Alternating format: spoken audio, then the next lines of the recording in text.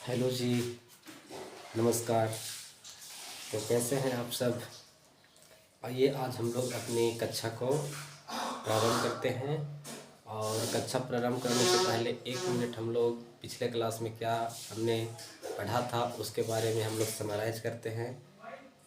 बच्चों, हम लोग कल जाने थे कि किस प्रकार ब्रिटिश कंपनी प्लासी के युद्ध किया, बक्सर के युद्ध किया और तत्कालीन कारण प्लासी के युद्ध में चंदरनगर पर हमला बनाया। लेकिन वास्तव में उसका जो उद्देश्य था वो बंगाल में प्रभाव स्थापित करना था। ऐसे में यह स्वाभाविक था कि कंपनी और सिराज के बीच टकराव होता। अतः उसी कड़ी में देखिए कि सिराज के बाद जब गद्दी पर से उतारा गया तो मीर जफर, मीर कासिम, और फिर मीर कासिम कठपुतली बनना नहीं चाहता था।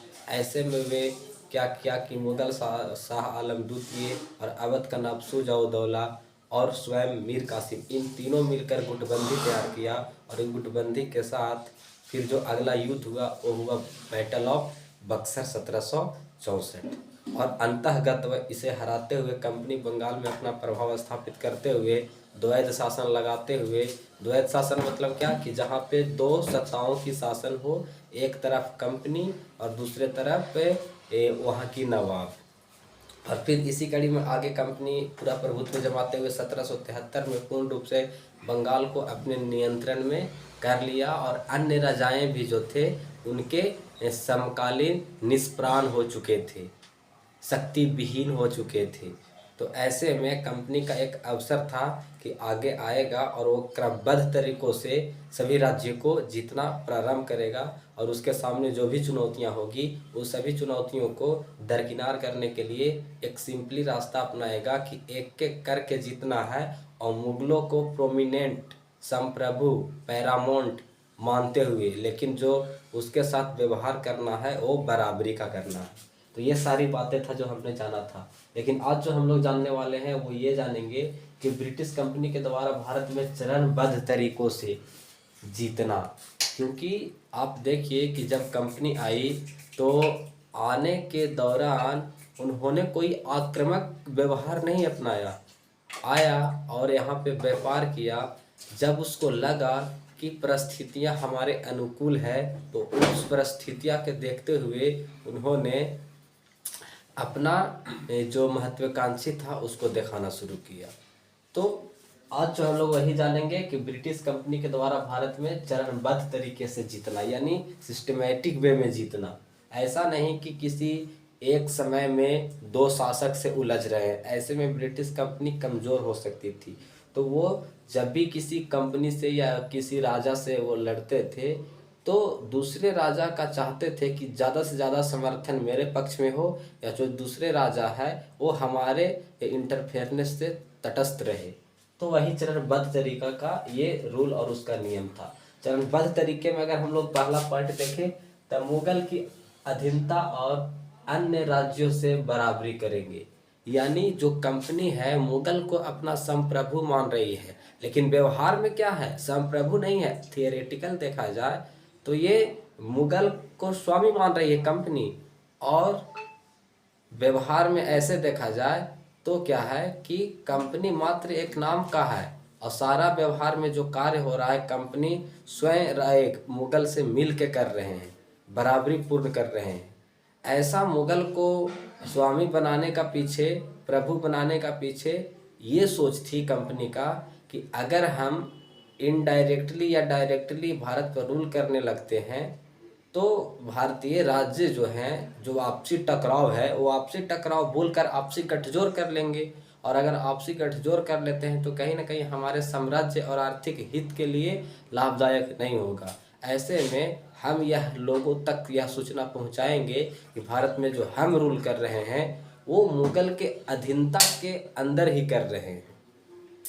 यानी जिस तरह से भारतीय राज्य मुगल को स्वामी और प्रोमिनेंट और पैरामोंट मान रहा है, उसी के तहत हम भी एक राज्य हैं, राजनीतिक शक्ति हैं जो कि मुगल को पैरामोंट मान रहे हैं। तो ऐसा तर्क कौन दे रहा है, कंपनी। तो पहला चरणबद्धता में ये है कि मुगल को प्रभु और पैरामोंट मानते हुए हम अपने साम्राज्य को निर्माण और राजनीतिक गतिविधियां पॉलिटिकली इंटरफेरेंस करेंगे।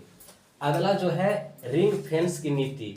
रिंग फेंस मतलब घेरे का नीति। रिंग मतलब समझिए अंगूठी, जैसे अंगूठी हम लोग पहनते हैं कि नहीं, तो अंगूठी के घेरे में किसी राज्य को ले लेना। इसके तहत आप देखिए कि ये था बंगाल, बंगाल था और बंगाल में कंपनी थी और बगल में अवध था, अवध।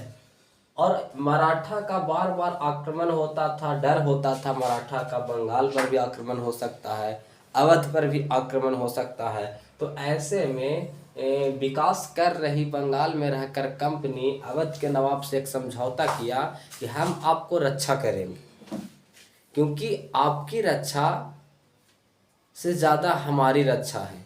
क्योंकि अगर मराठा का आक्रमण होता है तो आपका साम्राज्य भी जाएगा और हमारा साम्राज्य भी जाएगा। ऐसे में यदि हम मराठा को प्रतिरोध का रोकना है तो हमारे और आपके बीच एक संधि होना चाहिए, जिस संधि में ये शर्तें होगी कि हमारे सैनिक आपके राज्य में आपका सेवा करेंगे।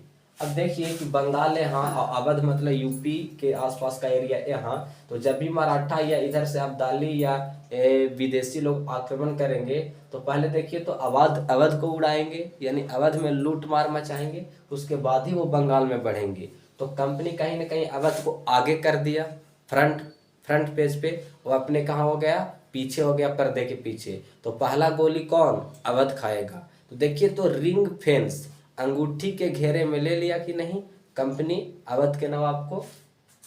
तो इसी को बोला जाता है घेरे की नीति। मतलब नीति मतलब पॉलिसी ऐसा अपनाया जिसके तहत अवध को अपना सुरक्षा के घेरे में ले लिया, और अवध का सुरक्षा बंगाल का सुरक्षा हो गया और बंगाल का सुरक्षा अवध का सुरक्षा हो गया। ऐसा तर्क कौन दिया, कंपनी वाले लोग दिए।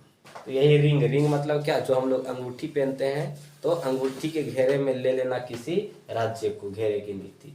ये कौन अपनाए थे, तो वॉरेन हेस्टिंग्स अपनाया था।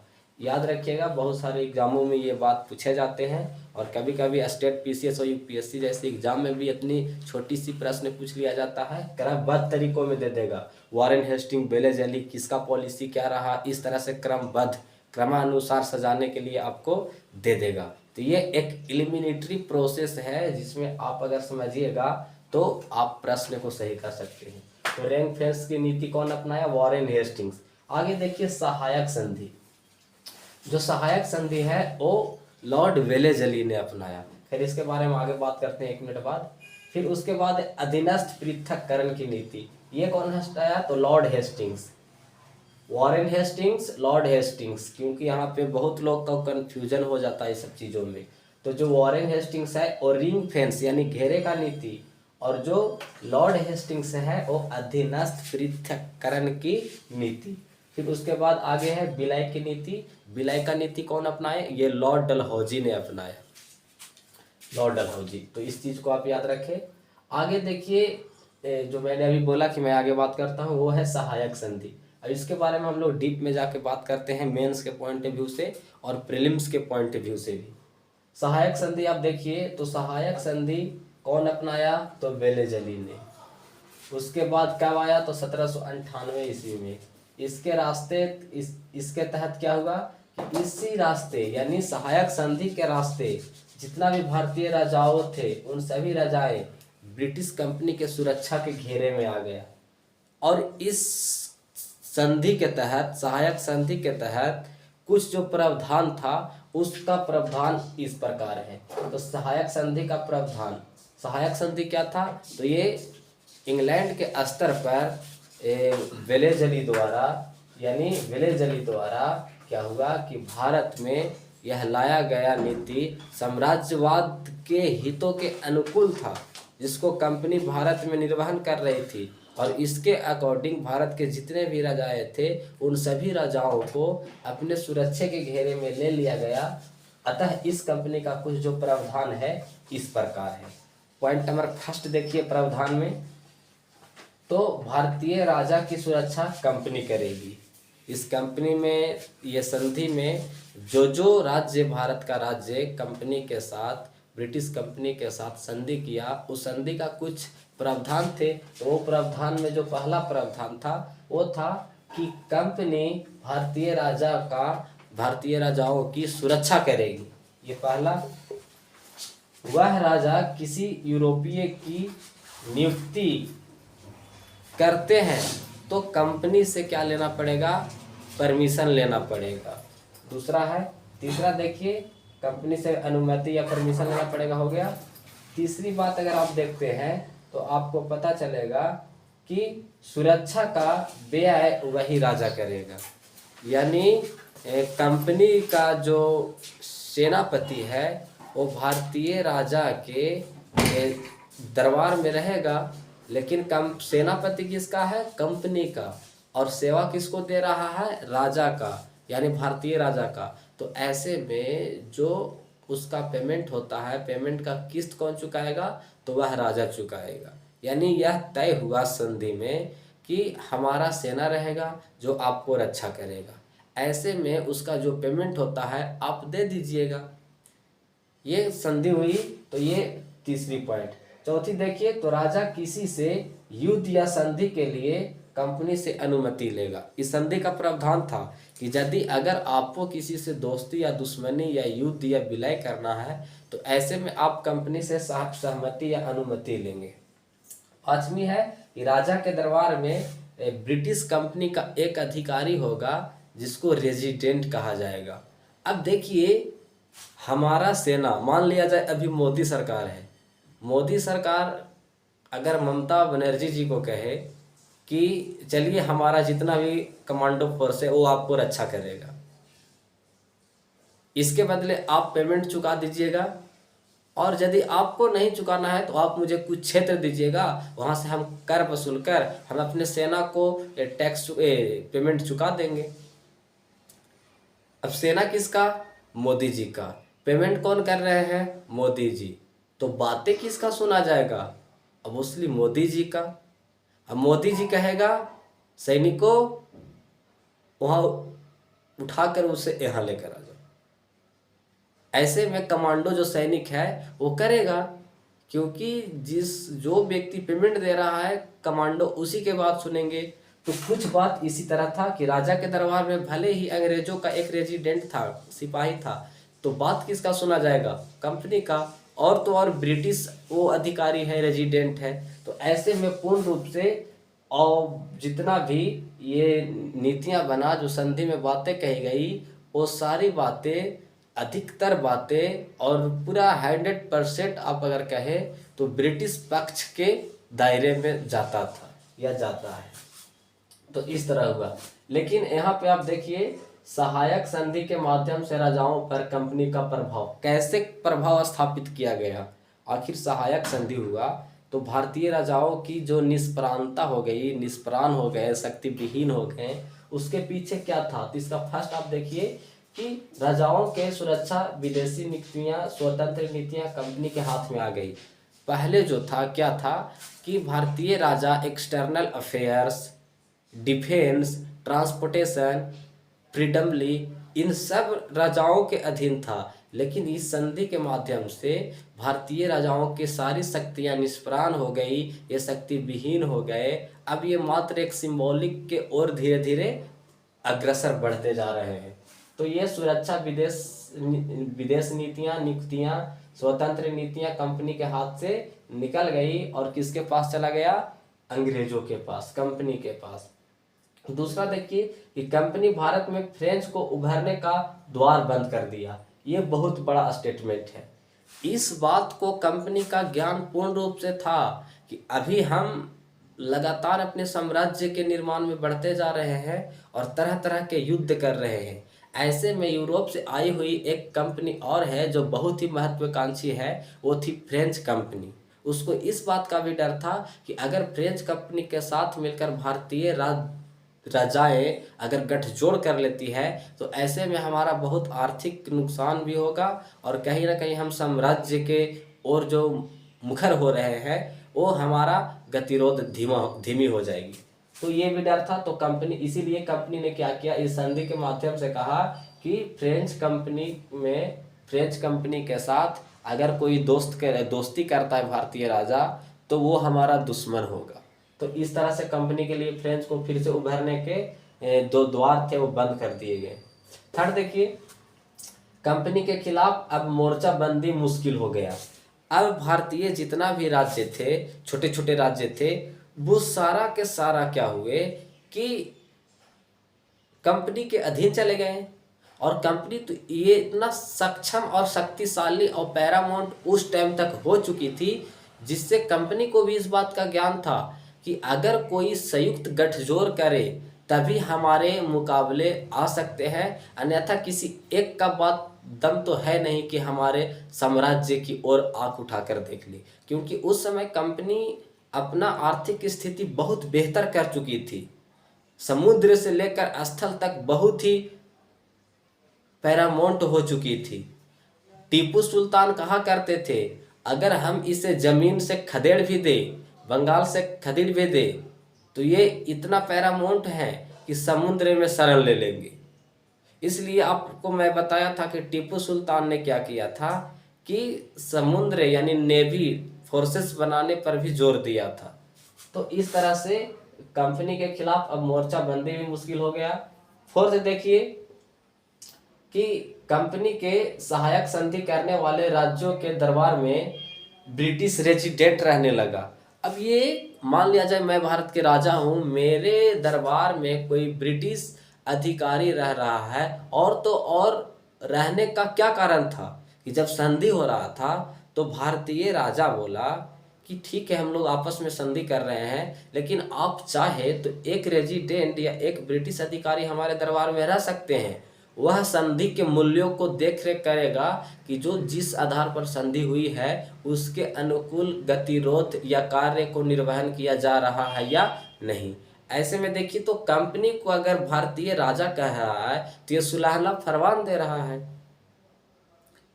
अब ये रेजिडेंट सिर्फ दरबार में रहेगा तो क्या झुकेगा? आज के फोर्सेस जैसे सिर्फ झुकेंगे नहीं, ये यहाँ पे क्या करेगा कि वहाँ के स्थानीय पॉलिटिकली, इंटरनली, इकोनॉमिकली इंटरफेरेंस करना शुरू कर देगा। आर्थिक में, राजनीतिक में, सामाजिक में हस्तक्षेप करेगा और यहाँ की सूचनाएं गवर्नमेंट तक पहुँचाएगा, ब्रिटिश कंपनी तक पहुँचाएगा एकमात्र अधिकारी। और ऐसे ऐसे देखिएगा कि भारतीय राजा आंतरिक रूप से फिर कमजोर पड़ जाएंगे। तो इस तरह से रेजिडेंट रखने का अधिकार दे दिया भारतीय राजा, जो कि कंपनी फिर इस बात पर मंजूरी हो गई और कंपनी के लिए ये सुनहला फरमान था।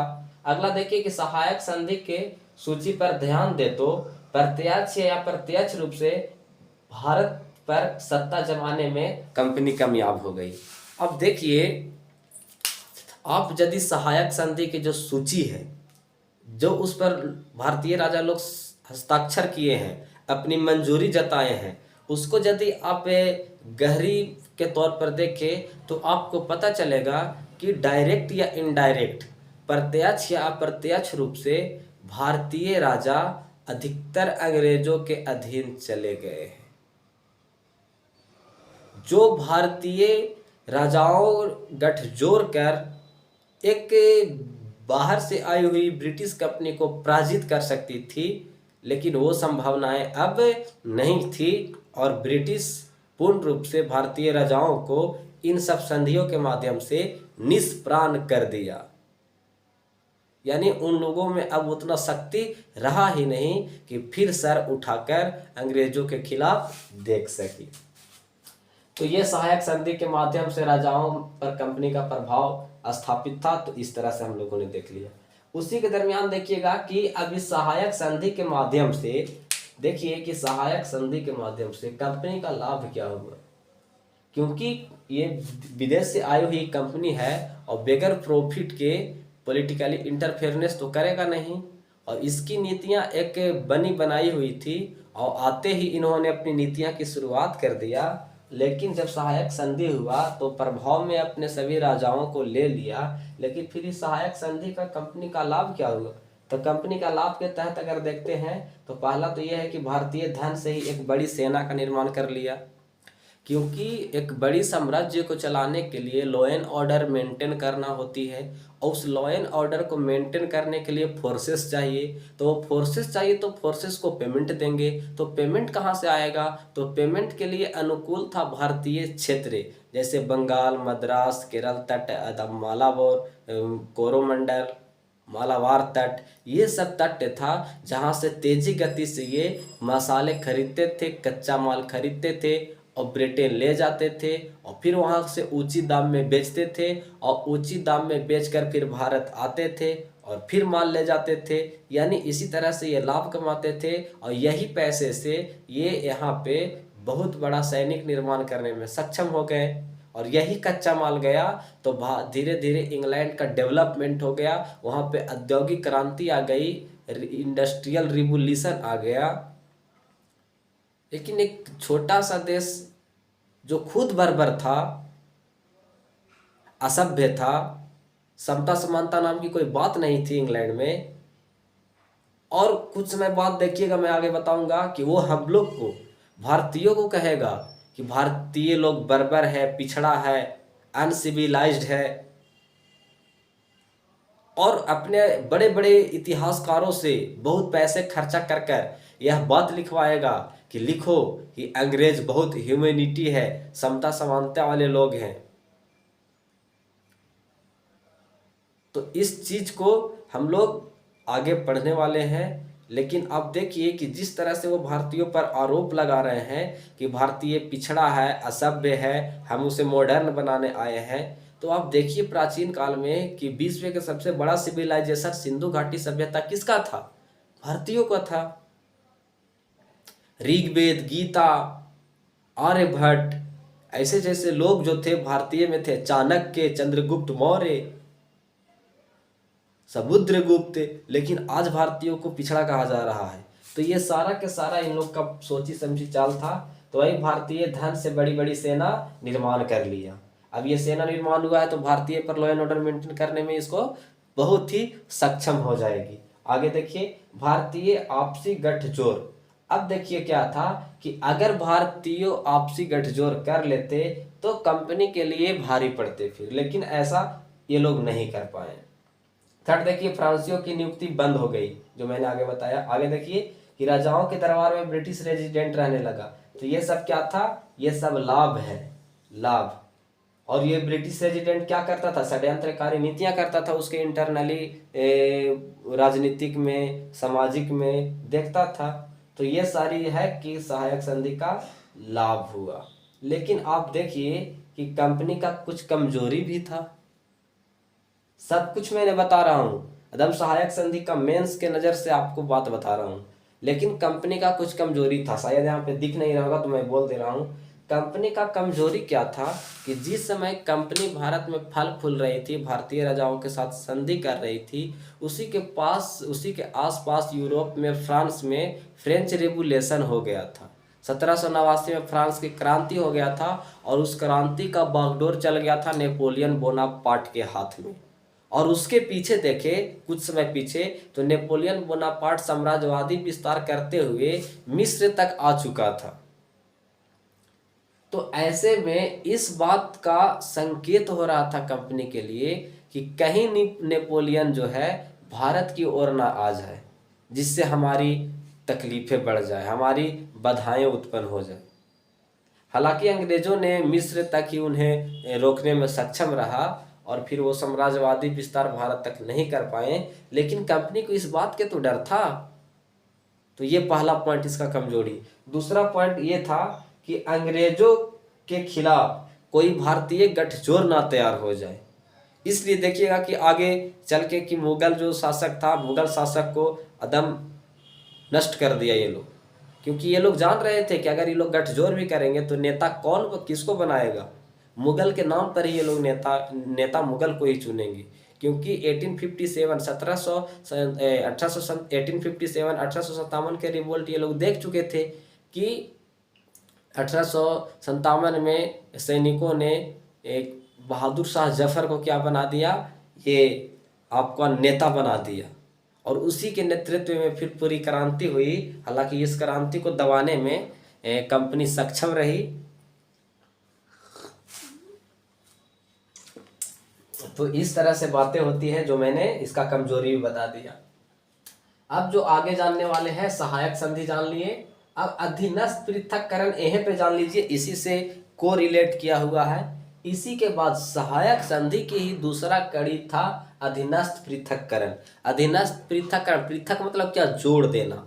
अधीनस्थ मतलब भारतीय राजाओं को कहा कि आप हमारे सोबिडिनेट हैं, सोबिडिनेट है, आप हमारे अधीनस्थ है। तो इसी को कहते हैं अधीनस्थ पृथक्करण, जिसमें भारतीय राजाओं को अपने अधीन कर लिया गया। और अधीनस्थ यानी आप हमारे अधीनस्थ हैं, हमारे अनुकूल आपको कार्य करना होगा। अब चलते हैं आगे विलय की नीति। विलय की नीति आगे अगर देखते हैं तो आपको यहाँ पे मैं लिखा हूँ, आपको यहाँ देखना होगा। विलय की नीति के तहत अगर देखते हैं तो लॉर्ड डलहौजी ने अपनाया विलय की नीति। अब भारत में पहले तो लॉर्ड डलहौजी आया है, और जब लॉर्ड डलहौजी, देखिए कब आया, ये सब डेट मैं लिख रहा हूँ, डेट आपको बहुत कम से कम बताया हूँ। ऐसा मैं इसलिए किया हूँ ताकि आप कॉन्सेप्ट को समझ सके और इसके अनुकूल आपका एक समझ बने, किसी सब्जेक्ट पर पकड़ बने। डेट लिख देना कोई भारी बात नहीं है, लेकिन डेट पूछे जाएंगे तब तो हमको वैसे चीज़ को पढ़ना है जो रिलेवेंट हो एग्जाम के पॉइंट ऑफ व्यू से। इसलिए इस बात का ध्यान होना चाहिए कि क्या पढ़ना है, क्या छोड़ना है। अनावश्यक अगर बदल लेते हैं तो हमारा मानसिक संतुलन सही नहीं रहेगा। तो ये डलहौजी की विलय की नीति, इसके तहत देखिए कि वर्मा, दार्जिलिंग, पंजाब, अवध, और फिर लास्ट में इसी के तहत एक है व्यापगत की नीति, डॉक्ट्रिन ऑफ लैप्स। तो देखिए सबसे पहले वर्मा को ये जीता, और उसके साथ साथ लोअर वर्मा यानी दक्षिणी वर्मा था, उसको जीता। दक्षिणी वर्मा देखिएगा तो 1885 में वर्मा भारत का ही एक हिस्सा होता था, लेकिन 1824 से 26 में एक लड़ाई होती है, और यहाँ पे जब लड़ाई होती है तो लड़ाई के तहत कंपनी वहाँ पे कंट्रोल कर लेता है। हालांकि उसके राज्य को जीता नहीं, सिर्फ और सिर्फ ये वह किया कि वहाँ से जो सामरिक दृष्टि से महत्व था उस सब क्षेत्रों पर कंट्रोल करके वहाँ से आर्थिक लाभ लिया। और फिर पुनः देखिएगा तो 1885 तक भारत में था, लेकिन 1835 के आसपास जो वर्मा था वो भारत से क्या हो गया, अलग हो गया। दार्जिलिंग का मामला क्या है कि यहाँ पे भी 1816-17 में लड़ाई होती है, फिर सुगोली की संधि होती है जिसके तहत दोनों का राज्य एक दूसरे से मिल जाते हैं। पंजाब खैर प्रोविडेंट नहीं है तो इसकी बात मैं नहीं करता हूँ। अब आता है अवध। डलहौजी ने अवध के साथ क्या किया, तो अवध पर क्या था कि अवध का शासक था और अवध के शासक पर कदाचार, कुशासन आदि का आरोप लगा दिया, और इसी आरोप के साथ उसके राज्य को विलय कर लिया, और इस बात का भी बोध कराया कि आपका कोई शासक नहीं है, अगर आप जैसे राजाओं का कोई वंश नहीं है और मान लिया जाए आपका अडॉप्टेड उत्तराधिकारी है तो हम उसको शासक मानेंगे ही नहीं, क्योंकि शर्त के अनुसार आपका गोद लिया हुआ पुत्र को आप अपना निजी संपत्ति दे सकते हैं, लेकिन राजमहल, राज्य निजी संपत्ति तो है नहीं। तो ऐसे में आपके राज्य को मैं विलय कर लूँगा। तो वही लॉर्ड डलहौजी ने अवध को कदाचार या कुशासन के आरोप लगाकर भारत को अवध को अपने क्षेत्र में मिला लिया। कुशासन सुशासन आप तो समझते हैं, सुशासन बिहार में बहुत ही नामी है, सुशासन बाबू का नाम लिया जाता है। खैर पॉलिटिकली बात है, मैं नहीं जाना चाहता उधर, लेकिन डलहौजी ने अवध को जीता। अब डलहौजी का कुछ नीति था, नीति क्या था, कदाचार के तहत तो अवध को जीत ही लिया, और फिर वंश वाली जो व्यवस्था थी उसको समाप्त कर दिया और राज्य को मिला लिया। और दूसरी था शांतिपूर्ण भी तरीके से इन्होंने जीतना शुरू किया। शांतिपूर्ण के तहत क्या हुआ कि व्यापगत की नीति, व्यापगत की नीति कौन अपनाया, कंपनी ने अपनाया। और इस नीति के तहत व्यापगत मतलब आप हमारे अंदर बिना कहे पूछे शामिल हो जाए, व्याप्त हो जाए, मेरे अधीन विलय हो जाए। और उसके तहत जो संधि पर हस्ताक्षर करने वाले राज्य थे वो कौन कौन थे, सतारा था, संबलपुर, जैतपुर, बघाट, उदयपुर, झांसी आदि का जितने भी राजाएं थे वो सारे के सारे कंपनी के अधीन आ गए। और फिर इस प्रकार कंपनी अब भारत में पैरामाउंट पावर बन गई। अब यहीं से कंपनी का सुलभता भारत से संसाधनों का दोहन अधिक हो जाएगा। और आने वाले दिन देखिएगा तो 1776 के आसपास आपको पता है पीछे बंगाल में लगभग 3 लाख लोग भूखे मर जाएंगे, अकाल से मर जाएंगे। तो ये सारी नीतियां जो था ये अंग्रेजों के नीतियों के कारण उत्पन्न हुई भारत में संकट था। आपको इन सब चीज़ों के बारे में आगे जब जमींदारी प्रथा पढ़ाऊंगा, राजस्व, भू राजस्व आदि जब पढ़ेंगे तो और उसमें हम बेहतर से और डीप में जानेंगे। लेकिन आज जो मैंने बताया है वो इस चीज़ को आप समझ लीजिए कि क्रमबद्ध तरीकों में क्या है कि ये वाला मैंने बताया। फिर मैंने बताया कि सहायक संधि कौन लाया, कब लाया, और फिर भारतीय राजा को कैसे अपने सुरक्षा के घेरे में ले लिया। फिर सहायक संधि का क्या प्रावधान था उस प्रावधान को मैंने बता दिया। उसी के तहत मैंने फिर बताया कि सहायक संधि के माध्यम से राजाओं पर, भारतीय राजाओं पर अंग्रेजी प्रभाव, कंपनी